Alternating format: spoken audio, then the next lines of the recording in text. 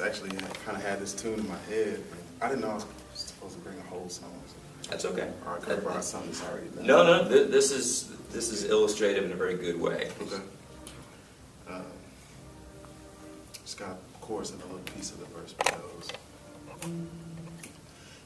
After the rain is falling, I wanna still hear you calling me.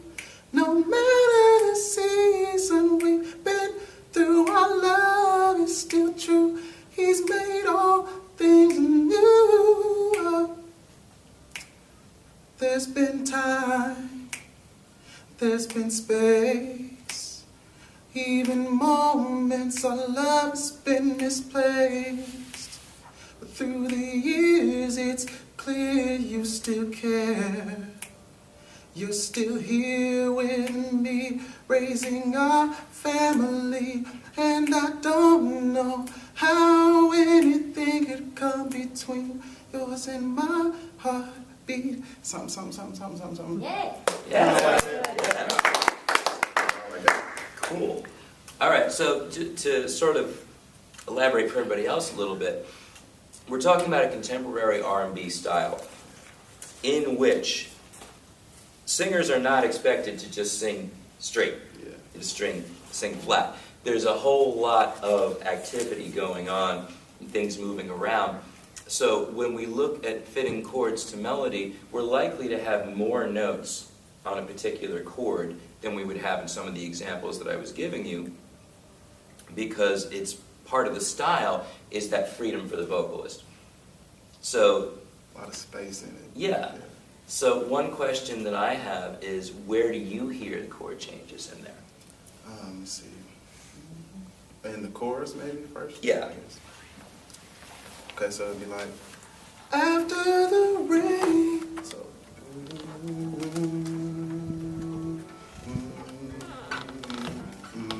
I don't know how else to put it. Just sing it again. After the rain is falling, Keep going. I wanna still hear you calling me. No matter the season we've been through, our love is still true. He's made all things new. Okay. Now, as far as finding the key, so that's where we're headed there. I'm certainly matching the E.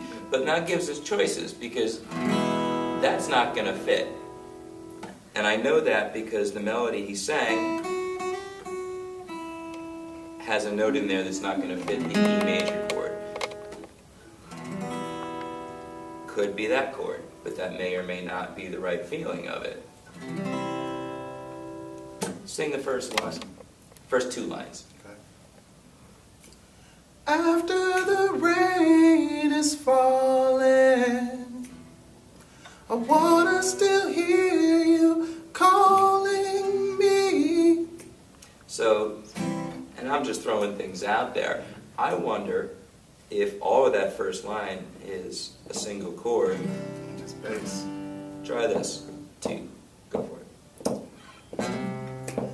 After the rain is falling, I wanna still hear you calling me. Try something else. All right. One more time.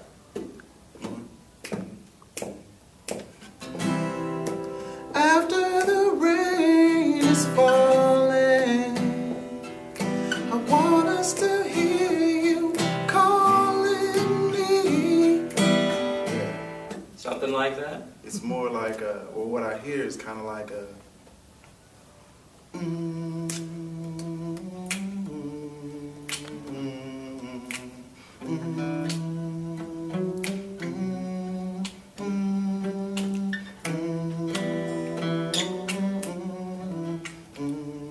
Okay, so Kind of like you did something descending to start that. okay.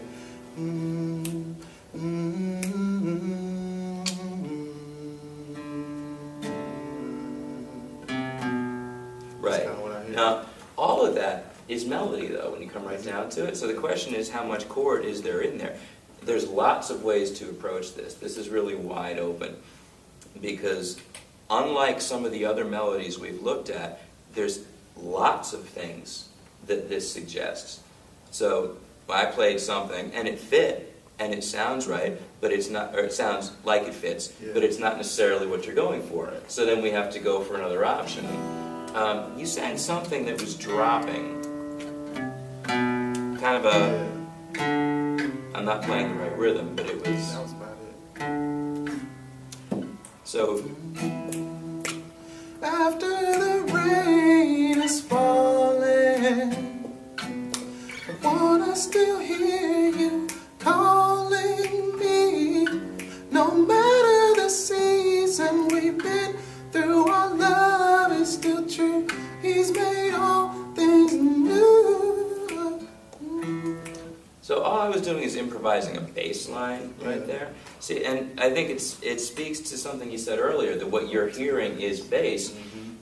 What we're talking about now is counterpoint, is line against line. It becomes less about the chords than it is about a counter melody, a bass line that's establishing a harmonic, chordal framework. But it's not the sort of thing that works so well with just... We could make it work, and we could spend significant time really figuring out what's going on there. But I do want to try something. If you would just only sing the bass line for me. Okay.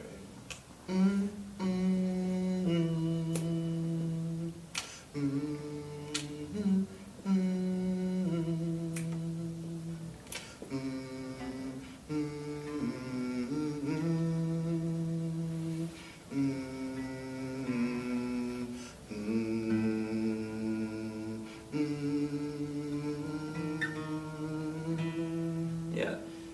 See how many notes there are there. There's a lot of activity there.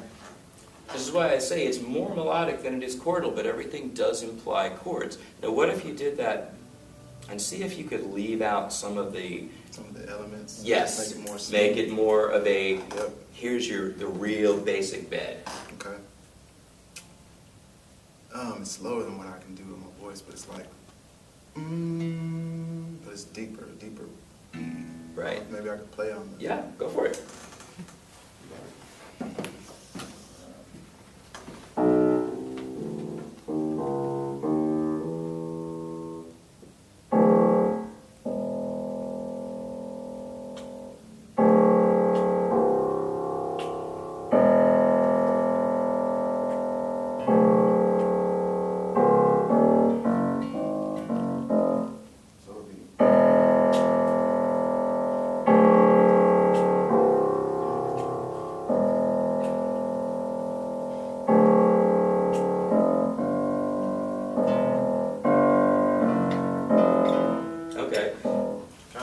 Let me see if this kind of... Here, I'll do it a bit.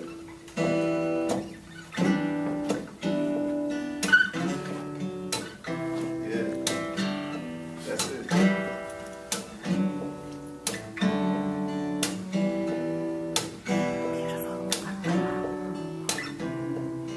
Love is still true. He's made all things new. Right. So I don't have as much everything that you got going on there. But so what we've done is taken that melody and distilled things down a little bit, and just asking you to think about it in that way made it clearer what should be happening around that. And I can certainly imagine just thinking of the way you hear guitar in this style, like a...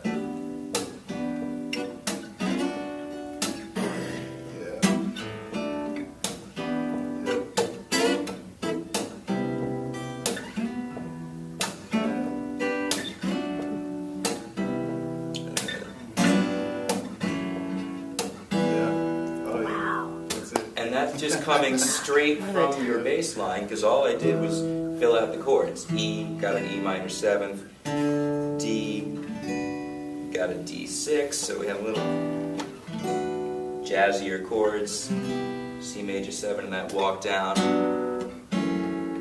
I really liked it. So what you would want to do to fill that out, basically, is just nail down the primary notes of your bass line. Recognize what's structural in terms of this is the note that goes with the chord, and what's motion within the chord, where in other words you could hold the chord and still sing the rest of that line. And this may not be the example, but when you ba, dee, da, bum, could be 3 chords. Ba, ba, bum.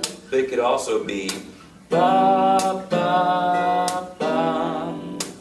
Or basically just ba, ba, bum. That's just an example, not necessarily what you would do in here, but that's the other thing that can happen. So either the chord sustains while the bass moves, or every time the bass moves, there's a chord change that goes with it.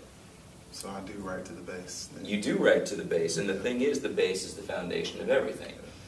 And a good place to start is just to find the bass note, put a chord above it, and see how it sounds. And if that's not working, then look for another chord that can sit above it, and just know that this is a chordal vocabulary in this style of music that's way more sophisticated than what you would hear in a country song.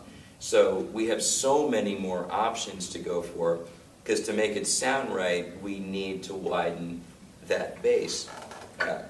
B-A-S-E as opposed to B-A-S-S. In other words, to have things in our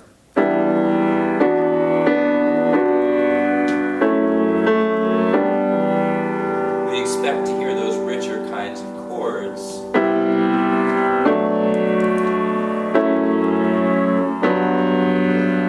like that.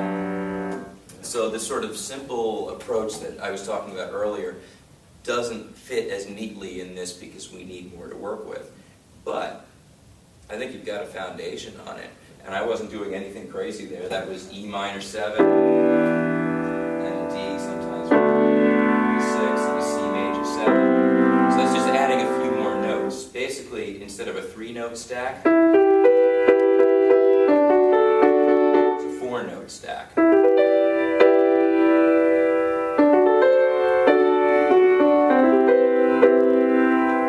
That's part of what creates that sound. So to do this,